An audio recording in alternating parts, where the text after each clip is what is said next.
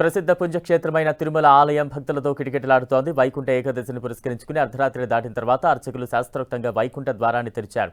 దీంతో వేకువజాము నుంచే స్వామివారి దర్శనాలు ప్రారంభమయ్యాయి. ఉత్తర ద్వార దర్శనానికి ఉదయం నుంచి భక్తులు అనుమతిచ్చారు. నేటి నుంచి 10 రోజుల పాటు భక్తులకు వైకుంఠ ద్వార దర్శనం కల్పించనుంది. ఇక తాజా అప్డేట్స్ అందించేందుకు మా ప్రతినిధి శ్రీనివాస్ సిద్ధంగా ఉన్నారు. శ్రీనివాస్,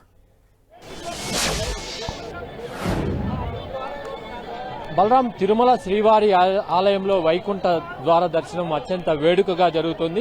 ఈరోజు వేకువజామునే ఆలయంలోని వైకుంఠ ద్వారాలు తెరిచి భక్తులను స్వామివారి దర్శనానికి అనుమతించారు. వేకువజామున తొలుత ప్రోటోకాల్ పరిధిలోని వీఐపీలందరూ కూడా 4:30 గంటల నుండి ఇప్పటి వరకు స్వామివారిని దర్శించుకోవడం జరిగింది. కాసేపటి క్రితమే సామాన్య భక్తుల క్యూ లైన్లను కూడా టీటీడీ వదిలిపెట్టింది. దీంతో సామాన్య భక్తులు కూడా భారీ ఎత్తున స్వామివారిని దర్శించుకుంటున్నారు. మనం విజువల్స్ లో చూడొచ్చు. కాసేపటికి అంటే 9 గంటలకు కరెక్ట్ గా స్వర్ణరథం అనేది ప్రారంభమవుతుంది. మాడ వీధుల్లో అంతా వైకుంఠ ఏకాదశిని పురస్కరించుకుని స్వర్ణ రథోత్సవం మీద శ్రీదేవి భూదేవి సమేత మలయప్ప స్వామి వారు ఊరేగుతూ భక్తులకు దర్శనమిస్తారు.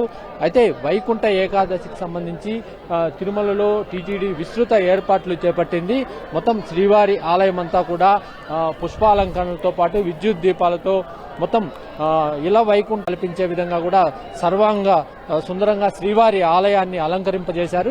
ఈరోజు చాలా పెద్ద ఎత్తున భక్తులు విశేష పర్వదినం వైకుంఠ ఏకాదశి కావడంతో భక్తులు చాలా వరకు కూడా ఎంతో ఓపికగా వేచి ఉండి స్వామివారిని దర్శించుకునే పరిస్థితి మనం చూడొచ్చు. కాసేపట్లోనే ఈ ఏదైతే స్వర్ణ రథోత్సవం ఉందో అది కరెక్ట్ గా 9 గంటలకి ప్రారంభమై ఇక్కడ నుంచి మాడవీధులు గుండా ఊరేగుతూ భక్తులకందరికీ కూడా దర్శనం ఇవ్వడం జరుగుతుంది. మాడవీధుల్లో వేలాదిగా భక్తులు స్వర్ణరథంలో స్వామివారిని దర్శించుకుని ఆశీర్వాదం తీసుకుంటారు. ఆ తర్వాత ఈ రోజంతా కూడా వైకుంఠ ఏకాదశిని పురస్కరించుకుని ఇటు వీఐపీలు సామాన్య భక్తులు కూడా భారీగా స్వామివారిని దర్శించుకుంటారు.